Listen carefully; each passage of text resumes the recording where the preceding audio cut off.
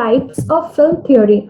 Now, in this types of film theory, we get to see feminist theory, psychoanalytic theory, auto theory, Marxist theory, and queer theory. From the names only, you can have an idea what it is entirely about. All right. So, from the feminist point of view, you can understand that this is something regarding the women perception in cinema. From psychoanalytic theory perception, you can understand it is about the human psyche or how we perceive cinema. From the name author, you can understand something that is dominated by the director. When a particular film is dominated by the director. And from the name Marxist theory, you can understand something that the directors are trying to portray, where not a single person is responsible, but a group of people are responsible about whatever is happening. It is about a group of people, their production, their productivity against something evil. This is what Marxist theory, from the name, we can understand. And from queer theory, we can understand that it is trying to analyze the gender identification through various films, how it is portrayed in the society, how it is different in the society. So we'll dive into each of them in much more detail. So, in the first theory is the feminist theory. From the name, we can understand that it is the study of women in cinema. It is the study that represents women in cinema. So, one of the most important works of feminist film theory was of Laura Mulvey in 1975 in her essay Visual Pleasure and Narrative in Cinema. In this theory, she made it clear what a male gaze is about. Okay, so male gaze did not start as a contemporary concept in cinema. It has been there from the very beginning since cinema took its ground as an art form, right? So it was her idea to bring up and investigate that how film or filmmakers objectify and sexualize female characters irrespective of what subject or character they play. Okay, so feminist theory is basically an extension of feminism, we can say, and into the theoretical, philosophical, and the narrative perspective of cinema. It aims to find out the gender inequality that is going on inside the film diegesis. We can also say that it examines the men and women's social role. We can essentially take the example of the recent Bollywood item songs that we get to hear in 21st century. We can see that how women is objectified irrespective of whatever character she is playing, right? So that is the exact reason what feminist film theory is trying to convey us. That is the exact thing that they are placing the mirror in front of the society, and they are showing that how women are portrayed in cinema, how it is used as a proponent of visual pleasure in order to gain the audience's viability throughout all these years. So that is what feminist theory is all about. And then we can come to the psychoanalytic film theory. The word psycho, from here we can understand that it is talking about the human psyche, right? So it is about how it is analyzing our effects, okay, our effects of cinema, how cinema is affecting us and how it is creating an impact into the gray matter of our brains, how it affects our narcissistic behavior, our sexual behavior, or our unconscious thoughts. One of the interesting things about psychoanalytic film theory is that it actually deals with the psychoanalytic theories of Sigmund Freud. What he told was there are types of thinking that goes on in our head when we are watching a particular film, whether it is abnormal to us, whether it is quite okay with us, right? So if I would like to give you an example from the Hollywood film very famous film, Redemption. In Shawshank Redemption, we see that when Andy is having her first meal in inside the jail, we can see him picking up a worm from there.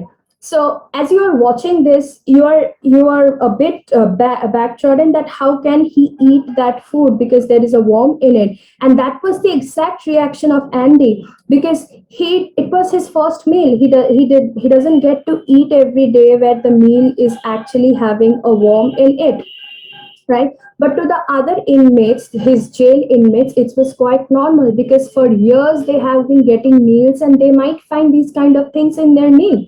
So it was quite normal for them, but it was abnormal for Andy Dufresne because it was for the first time. And that is the exact reason why we as audience felt it abnormal. But there are a group where there also, we cannot say that all of us felt the same because our human psyche does not work as the same. Okay, it does not work in a same manner throughout. So for some audience it might be normal that okay, that's what happens in jail and stuff, so it differs from one psyche to another psyche, and that is the exact reason why psychoanalytic film theory is about holding a mirror in front of the society, telling us how film is going to create a different impact and how it is going to affect, how it is going to change our opinions. Okay, it is going to change our human desire, it is going to change our ability to understand a particular film. So this is so we have to keep in mind that whenever we are studying psychoanalytic theory is essentially based on Sigmund Freud's psychoanalysis. Now, this theory is basically separated into two waves. The first wave occurred in 1960s to 70s, and the second wave was from the 1980s to 1990s. I hope these two theories are clear. One that gave us the female representation of cinema, and the second is gave us the human psyche representation of cinema. Next, we come to the auteur theory. So in auteur theory, from auteur theory, we have to get the idea that where this auteur theory came from. Remember, I just few minutes back I told you that Andre Bazin, the co-founder of Carriers du Cinema, actually said that the director is the central to the entire vision of the film. So it came from the French film criticism that the director is the main figure because he is the visionary of the film, he is the primary artistic visionary of the film, right? And it is a theory that basically deals with people who has the ability to create the best films with their own vision, their personal unique vision, and something that is coming directly from their own hands, something that is not being manifested by something else, that is directly a proper quality for their from coming out of their own hands. That is what an auteur theory director does. So this is what auteur theory is about. It says that the director is the center to all of it. We can essentially say that the contemporary director Shujit Sarkar is very much influenced by this theory because I would like to give the example of the film October that he made. Shujit Sarkar mentioned in one of his interviews that he believes that in spite of the fact that the entire film is a collaboration of all the types of professionals engaged in there, starting from the art director, production designer, the producer, the cinematographer, everybody works individually, but it is on his influence that they are working, right? It is his creation that they are working on. So he is as much influenced by them as they are influenced by him. So that is what authorship is. That is the control of the director, the control the director is having on the entire set of the film, on the entire story, basically. He is visualizing a particular story. For example, he is visualizing how a character is supposed to be in a particular film. He is going to tell the character, like the actor who is playing that particular character, that what it should be, how he's going to act, whether he's going to do a classical acting, whether he's going to put some methodism in it, whether he's going to go all natural. It is his work. For example, I would like to give the example of Satyajit Ray's Nayak. In Nayak, he essentially gave the order that Uttam Kumar will not have any kind of makeup. Okay, so he was wearing this suit, and it was very much visible on screen that he had marks on his face, because he had chicken pox at that point of time. See, he had marks on his face. So it is the director's idea to make it more realistic by not giving any kind of makeup. So you see the role the director is playing, that creates a authority or a dominance. But it is not that kind of dominance that creates that he should not do this, that he creates a dominance of his influence, so that under that influence other professionals can work. That is what authorship is, that is what author theory is, and that is exactly what Andre Bazin during that point of time wanted to argue and wanted to place, that cinema is not creating a totally synthetic reality. It has the ability to create a mechanical reality that other forms of art does not have. So this is what author theory is. This is what, and the theory found its official name from Francois Truffaut. He is a French film director in 1955. Next, we come to the Marxist film theory. Now, in Marxist film theory, the Marxist film theory, from the name, we can understand that they are trying to represent the power structures of a particular group and the class struggle in the film. Okay, so when we are talking about class struggles, we are essentially talking about a group of people. Here, the main idea was to shun the representation of a particular protagonist becoming the hero. You know, the main character thing was totally taken down under this Marxist theory, right? So it was Marxist reading of film. The theorists have to focus on the protagonists fighting for their needs against the capital rule. So there is not one protagonist, but there are a group of people who are fighting for their own needs, right? So Marxist film theory studies the representation of power structures and the class struggles in the film. In Marxist reading of film, the theorists may focus on the protagonist fighting for the needs of a group against the power of the capital. So here the theorist's idea was to shun the narrative structure by eliminating an individual protagonist. We have seen, for example, I would like to say that we have seen in the films by Dalasaheb Phalke.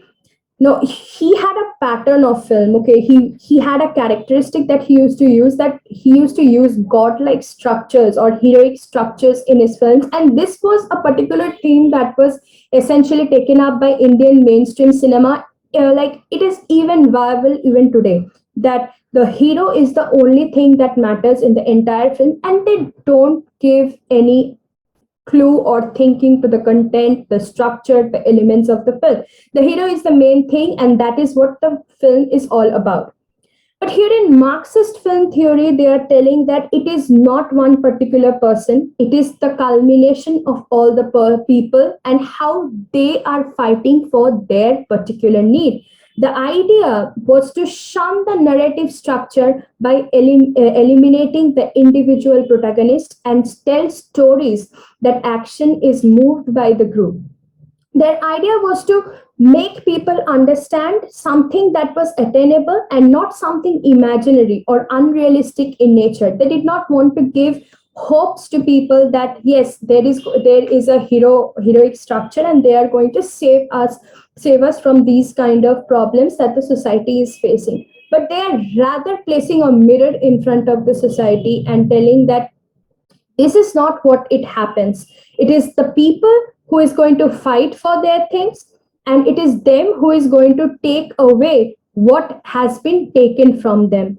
So this is what Marxist film theory is all about, right? So it is just to make the audience aware about what is going on in the society, and to make them aware that the problem still exists, and it is a group of people, and it is the unity that is going to, it is their class struggle that is going to take over the other manifested powers of the state.